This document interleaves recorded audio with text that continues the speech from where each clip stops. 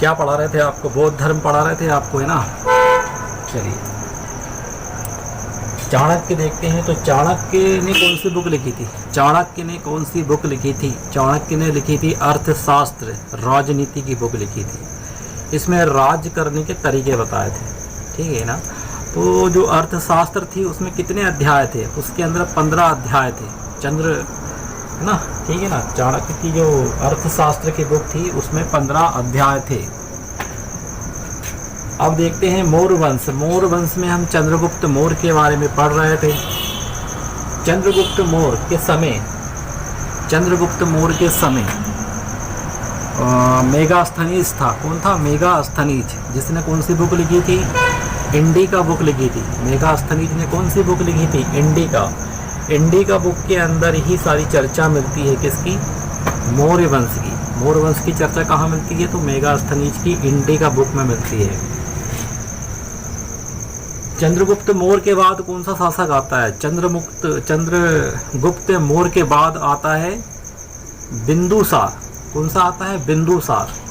बिंबिसार अलग है और बिंदुसार अलग है, ठीक है ना। बिंबिसार और बिंदुसार। तो चंद्रगुप्त मौर्य का बेटा जिसका नाम था बिंदुसार, अगला शासक आता है बिंदुसार। इसने कोई खास काम नहीं किया, ठीक है ना। तो बिंदुसार के समय यहाँ पर 2 राजदूत थे, ठीक है ना। 2 राजदूत थे। जैसे कि जो मेगास्थनीज था, ठीक, किसने छोड़ा था मेगास्थनीज? तो सिकंदर का जो सेनापति था सेलुकस निकेटर, ठीक है, वो हार गया था चंद्रगुप्त मौर्य से युद्ध। और चंद्रगुप्त मौर्य से जब युद्ध हारा सेलुकस निकेटर, तो उसने अपनी बेटी से विवाह कर दिया था चंद्रगुप्त मौर्य का।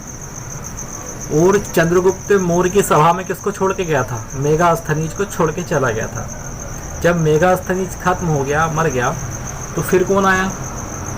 फिर बिंबिसार के समय आया भैया। एक तो ये आया था सीरिया, सीरिया से आया था, ठीक है। सीरिया का राजा कौन था उस समय? एंटियोकस। सीरिया का राजा था एंटियोकोस। तो एंटियोकोस ने एक राजदूत भेजा जिसका नाम था डायमेकस। डायमेकस राजदूत को भेजा। और एक और राजदूत भेजा था, मिस्र से भेजा था। कहाँ से भेजा था? मिस्र से भेजा था।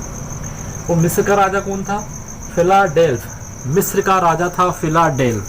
जिसने राजदूत भेजा उसका नाम था डायनेसियस। डायनेसियस।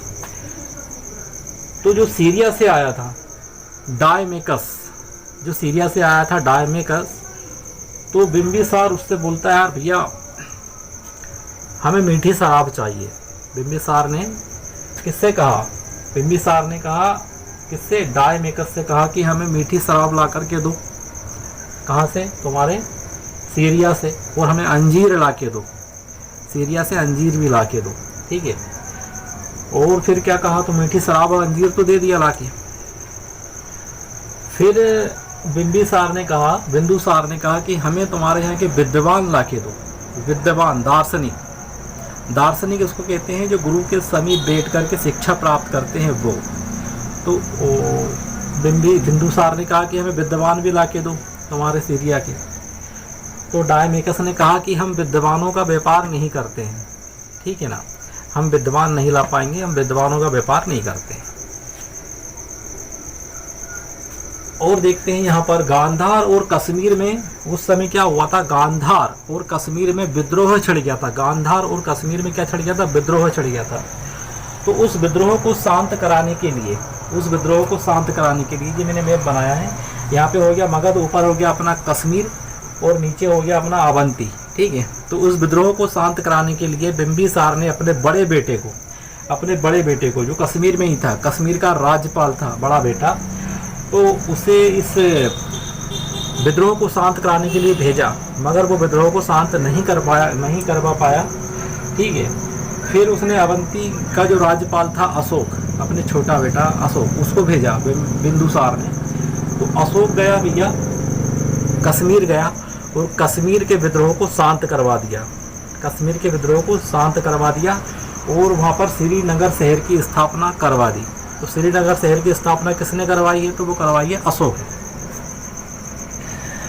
अशोक के कश्मीर विद्रोह की चर्चा, जो अशोक की कश्मीर विद्रोह की चर्चा हमको कहाँ मिलेगी, कहाँ देखने को मिलेगी इतिहास में, तो वो मिलती है राज तरंगिणी। कलहन की पुस्तक है राज तरंगिणी, उसके अंदर हमको कश्मीर विद्रोह की चर्चा पढ़ने को मिलती है। ठीक है। बिंदुसार को क्या कहते थे भैया, इसको बोलते थे मित्रघाती। क्वेश्चन आता है कि मित्रघाती किसे कहते हैं, तो बिंदुसार को कहते हैं। और क्या कहते हैं बिंदुसार को, और बिंदुसार को कहते हैं पिता का पुत्र और पुत्र का पिता। मतलब बिंदुसार की अपनी कोई पहचान नहीं थी। ठीक है ना। तो बिंदुसार को क्या बोलते थे, पिता का पुत्र और पुत्र का पिता, मतलब चंद्रगुप्त मौर्य का बेटा। ठीक है, ऐसा बोलते थे। और अशोक का पिता, इस टाइप में बोलते थे। अगर क्वेश्चन आता है कि पिता का पुत्र और पुत्र का बेटा किसको कहते हैं, तो बता देना फट से, बिंदुसार को। आगे बढ़ते हैं। बिंदुसार के बाद जब शासक राजगद्दी पे कौन बैठा, बिंदुसार के बाद बैठा है शासन करने के लिए अशोक बैठा। 304 ईसा पूर्व में अशोक ने राजगद्दी को संभाला। इसके बाद ये कहा जाता है, कई ग्रंथों में ऐसा लिखा हुआ है, इसका कोई ऐतिहासिक प्रमाण नहीं है, बस ग्रंथों में लिखा हुआ है कि अशोक ने अपने भाइयों को, अपने 99 भाइयों को मार करके चंडी कुआं में फेंक दिया था। ठीक है। और फिर वो अपने राजा बन गया था। तो ऐसा प्रमाणिक साक्ष्य नहीं है, ऐतिहासिक साक्ष्य नहीं है, सिर्फ ग्रंथ में लिखा हुआ है। इसका राज्याभिषेक कब हुआ, अशोक का राज्याभिषेक हुआ 269 ईसा पूर्व में। सम्राट अशोक का राज्याभिषेक 269 ईसा पूर्व में हो गया। ठीक है। राज्य अभिषेक के बाद 8वें वर्ष बाद कलिंग का युद्ध हुआ। कलिंग, आज जो उड़ीसा है, उसी को पहले क्या बोलते थे, कलिंग बोलते थे। तो कलिंग का युद्ध हुआ, है ना। राज अभिषेक के 8वें वर्ष के बाद क्या हुआ, कलिंग का युद्ध हुआ। और कलिंग का राजा उस वक्त कौन था, नंदराज था। तो भैया यहाँ पर युद्ध हुआ तो कौन जीत गया, सम्राट अशोक जीत गया। मगर कलिंग के अंदर क्या हुआ था कि छोटे छोटे बच्चे भी मारे गए थे, बहुत छोटे छोटे मासूम बच्चे भी मारे गए थे, जिस वजह से सम्राट अशोक ने वहीं पर अपने हथियारों को फेंक दिया और भेरी घोष मतलब युद्ध की नीति को वहीं पर त्याग दिया। भेरी घोष मतलब युद्ध की नीति, उसको वहीं त्याग दिया और धम्म नीति को अपना लिया। और क्या कर लिया उन्होंने, धम्म घोष को अपना लिया, मतलब बौद्ध धर्म की शरण में जाने का फैसला बना लिया। उनका हृदय परिवर्तन हो गया। तो कलिंग के युद्ध के बाद सम्राट अशोक का हृदय परिवर्तन हो गया। ठीक है। तो कलिंग के युद्ध की चर्चा कहाँ देखने को मिलती है, अगर ऐतिहासिक की बात करते हैं कि कलिंग के युद्ध की चर्चा कहाँ पर पढ़ने के मिलेगी अपने को, तो वो मिलेगी भैया अशोक का 13वां अभिलेख है, उसमें लिखा हुआ है 13वां अभिलेख है अशोक का। और एक जगह और मिलेगा, जो कलिंग का एक राजा था खारवेद, तो वहाँ पर हाथी गुफा है, तो उसके अंदर भी क्या देखने को मिलेगा, कलिंग युद्ध की चर्चा देखने को मिलेगी। ठीक है। अशोक ने बौद्ध धर्म को अपना लिया था। और प्रेरणा किससे मिली थी, अशोक को बौद्ध धर्म अपनाने की प्रेरणा उसके भतीजे से मिली थी, जिसका नाम था निग्रोध। ठीक है। जब बौद्ध धर्म अपना लिया तो उसने बौद्ध धर्म की शिक्षा किससे ली, तो उसके शिक्षा लेने वाले जो गुरु थे उनका नाम था उपगुप्त। क्या था, उपगुप्त। अशोक की भैया 5 शादियां हुई थी। अशोक की कितनी पत्नियां थी, 5 पत्नियां थी अशोक की। सम्राट अशोक की कितनी पत्नी थी, 5 पत्नियां थी, जिसके अंदर एक पत्नी का नाम था कारुबाकी। क्या नाम था, कारुबाकी।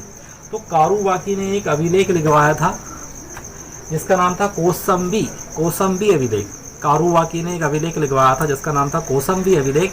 उस अभिलेख के अंदर ये लिखा हुआ था कि अशोक की पत्नी कारुबाकी कहती है सम्राट अशोक के से कि तुम जो है युद्ध करना छोड़ दो। ठीक है ना, ये लिखा हुआ था। तो अशोक ने युद्ध लड़ने की जो बात है, छोड़ने की बात है, वो कारुबाकी अभिलेख है। ठीक है ना, कौसंबी अभिलेख है कारुबाकी का, उसमें लिखा हुआ है। अशोक का बेटा जिसका नाम क्या था, महेंद्र था। और अशोक की एक बेटी थी, अशोक की बेटी का नाम क्या था, उसका नाम था सम्मित्रा। बेटा था महेंद्र और बेटी थी सम्मित्रा।